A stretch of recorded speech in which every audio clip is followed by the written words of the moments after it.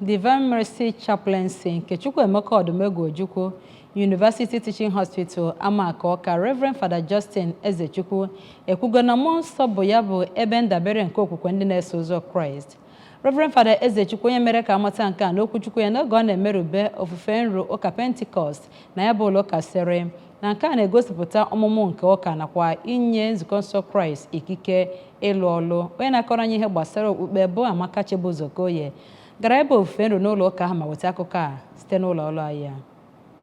Onye ụkọchukwu ahụ kwuru na onyinye mmụọ nsọ bụ nke na-agbazi na-enyekwa amamihe ma na-enyekwara ndị otu Kraisti ịga n'ụwa wee gbasaa ozi ọma wee na-agwakwa ndị otu Kraisti ka ha welu onyinye amara Chineke wee rụọ ọrụ ya ọrụ na obodo na Presbyterian Church of God nke dị na Graceland Parish Amobia ka emerubere emume ụmụaka nke ha nọ n'ụlọ ụka wee mee emume dịgasị iche iche. Onye ozi Chineke ahụ bụ Very Reverend Nwabueze Nwanchọ ka ọ na-agwa ndị otu Kraisti okwu kwuru na ụmụaka bụ ezi onyinye sitere n'aka Chineke ma ọ bụrụ na azụọ ha nke ọma ọ ga-abụ ihe nrite dịrị nne na nna ndị ụka makwa obodo. N'okwu Chukwu ya iji merube emume ụmụaka ka obere nwada Grace Okeke gbara ndị nne na nna ume otu ha si azụ ụmụaka iji nwee ezigbo